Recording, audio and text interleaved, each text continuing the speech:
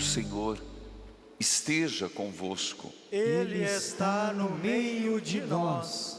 Proclamação do Evangelho de Jesus Cristo, segundo Lucas. Glória a vós, Senhor. Naquele tempo, disse Jesus a seus discípulos: é inevitável que aconteçam escândalos, mas ai daquele que produz escândalos. Seria melhor para ele que lhe amarrassem uma pedra de moinho no pescoço e jogado no mar, do que escandalizar um desses pequeninos. Prestai atenção. Se teu irmão pecar, repreenda-o. Se ele se converter, perdoa-lhe. Se ele pecar contra ti 7 vezes, num só dia, e 7 vezes vier a ti dizendo: estou arrependido, tu deves perdoá-lo. Os apóstolos disseram ao Senhor: aumenta a nossa fé. O Senhor respondeu: se tivesses fé, mesmo pequena como um grão de mostarda, poderias dizer a esta amoreira: arranca-te daqui e planta-te no mar, e ela vos obedeceria. Palavra da salvação. Glória a vós, Senhor. Que a palavra de Deus perdoe os nossos pecados. Amém. Queridos irmãos e irmãs, aqui, neste santuário de Nossa Senhora de Guadalupe, Jesus das Santas Chagas, nos reunimos em torno da Trindade Santa, como começamos a missa, quando fizemos o sinal da cruz, o Pai, o Filho e o Espírito Santo. E dentro desta celebração, desta missa, além de escutar a palavra, alimentarmos-nos da palavra e da Eucaristia, toda segunda-feira rezarmos pelos mortos, por aqueles que nos precederam, parentes, amigos, conhecidos, sempre clamando a grande misericórdia de Deus, que é infinita. E hoje, a liturgia, o Evangelho, começa nos falando de alguns pontos que Jesus nos chama a atenção. Jesus falando aos discípulos. Ontem, se nós lembrarmos dia de Todos os Santos, a solenidade, o Senhor falou das bem-aventuranças. Bem-aventurados, felizes sois vós, e deixou muitos pontos claros de de virtudes, de princípios a serem vividos em vista da nossa união com Deus. Foram 8 pontos, segundo Mateus.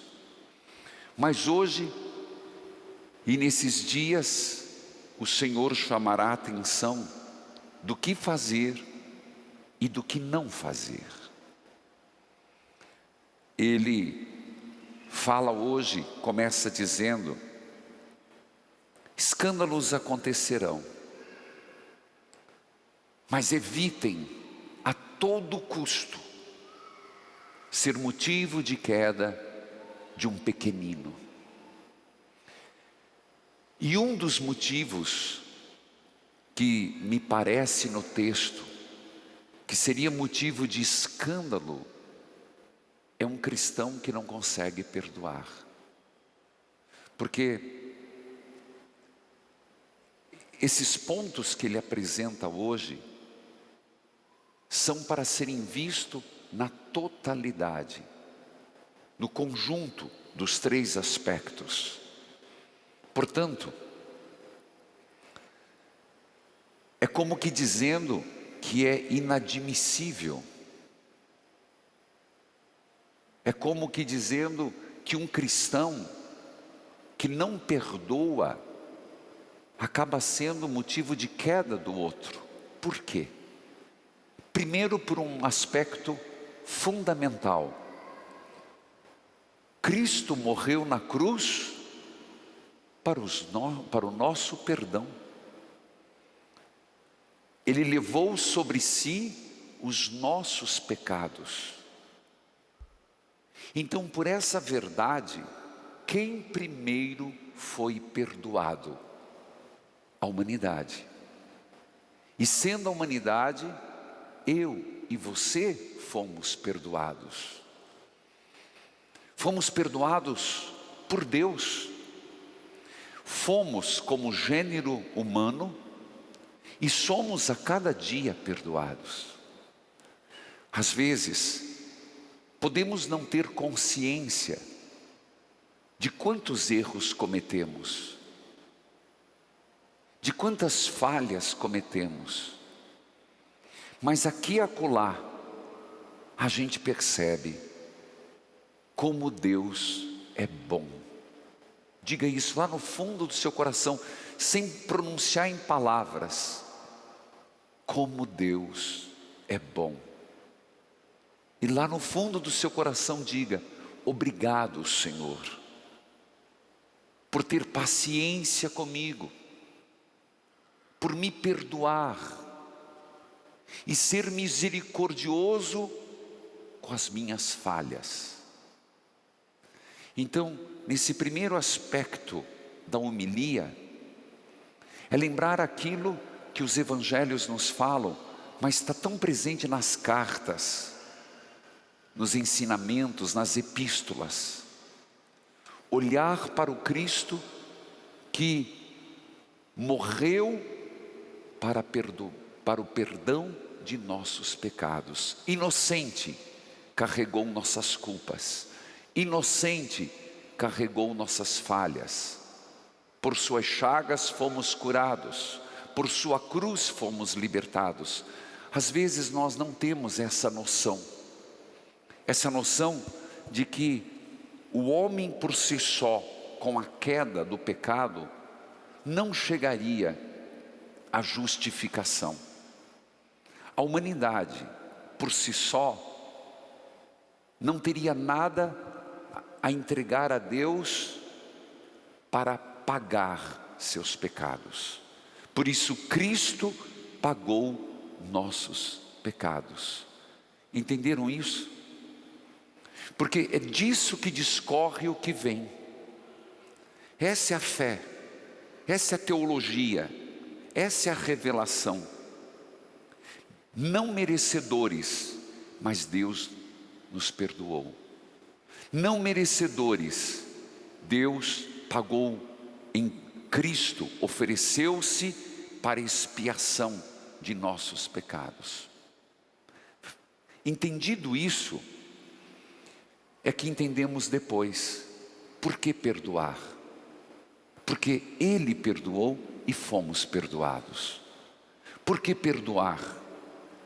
Porque faz parte de quem quer seguir Jesus. Não esqueça que na cruz a frase é lapidar, mas a vida inteira Jesus foi o homem do perdão. Mas na cruz ele disse: Pai, perdoa-lhes, eles não sabem o que fazem. Ele deu perdão. Por isso, perdoar, o não perdoar, seria algo discrepante de um cristão. Jesus vai dizendo: preste atenção. É como a mãe e o pai que chega para alguém, ou quando você vai falar uma coisa importante e você percebe que a pessoa está um pouco distraída, e você fala: ei, presta atenção, o que eu vou falar é importante. Se teu irmão pecar, repreenda-o. O que quer dizer esse repreenda-o? Torne público? Não. Denigra a imagem? Não. Procure-o. Esse repreenda-o não deixa de ser uma motivação de aproximação. Repreenda-o quer dizer, vá de encontro. Não exclui. Dê uma chance. É essa a palavra. Repreender aqui não quer dizer faça-lhe pagar ou esqueça-o, não. Isso vai aparecer também em outros textos.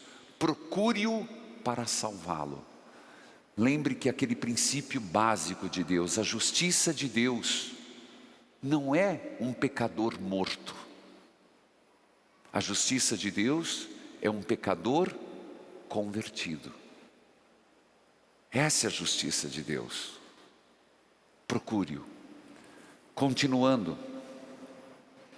Então, procure. Se ele se converter, perdoa-lhe. Perdoar. E ele continua a falar para os discípulos. E pelo que entendemos, os apóstolos estavam perto. Se ele pecar contra ti 7 vezes num dia, é bastante, não é? É bastante. Seria de 2 em 2 horas, um pouco mais. Num dia. Se ele 7 vezes pecar, e 7 vezes vier dizendo, estou arrependido, tu deves perdoá-lo. Diante disso, desse aspecto tão veemente do Senhor, Jesus disse com clareza. Os apóstolos que tinham ouvido, aqui coloca qual é a nossa atitude. Eles disseram, diante do que ouviram, Senhor, aumenta a nossa fé. Quando eles disseram isso, o que eles estão dizendo? Aumenta a nossa fé, Senhor, porque isso é muito difícil. Aumenta a nossa fé, Senhor, porque parece impossível. Aumenta a nossa fé, Senhor, que parece que vai contra a nossa natureza. Meus irmãos, às vezes nós somos muito intolerantes com o outro. Quando se trata de nós, nos auto-justificamos. Mas quando se trata do outro, a dificuldade de perdoar é grande. Então, como trabalhar com a dificuldade de perdoar? Primeiro, quem reconhece suas fraquezas, tem consciência dos seus próprios pecados, ele com certeza consegue perdoar com mais facilidade. Repito, como trabalhar o perdão a ser dado? Tendo consciência que nós pecamos sempre. Isso vale na comunidade, isso vale na família, isso vale no casamento. Quem não peca, atire a primeira pedra. Então, por que eles estavam com as pedras na mão? Porque eles estavam com uma lei, mas eles não estavam com a misericórdia. Eles estavam com uma lei, mas não estavam com um bom exame de consciência. Por isso, qual é a atitude depois que Jesus disse, quem não tem pecado atire a primeira pedra? Cada um foi jogando a sua, porque se deram conta que eram tão miseráveis quanto os outros. Segundo, além dessa consciência, fazer o que os apóstolos fizeram. Aumenta a minha fé, Senhor. não tenho forças. Aumenta a minha fé. Estou sem coragem. Aumenta a minha fé. Não estou com disposição para perdoar, nem para... não aumenta a minha fé. Não estou conseguindo, Senhor. Aumenta a minha fé. Essa palavra, ela devia estar mais forte nas nossas orações. Aumenta a minha fé, para que eu consiga. É isso que os apóstolos fizeram. Aumente a fé para que nós consigamos realizar isso que está nos pedindo. Então, Jesus vai e coloca uma fé genuína. Se tivesses fé,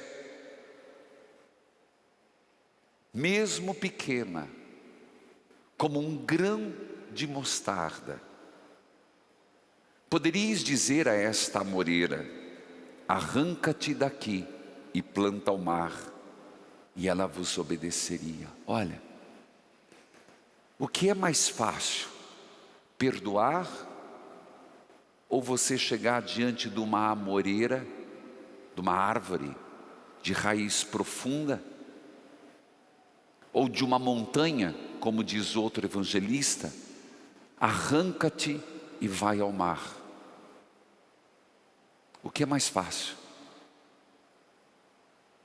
Perdoar. Não, mas eu não consigo. Se tivesses fé do tamanho de um grão de mostarda, uma amoreira mudaria de lugar, uma montanha mudaria de lugar. E não consegue perdoar? Mas isso vale para todos, meus irmãos. Para o texto bíblico e para a nossa vida. A fé, a oração, muda o destino da humanidade. A fé, a oração, pode mudar uma situação intransponível. A fé, a oração, ela pode provocar milagres. A fé, a oração pode provocar milagres.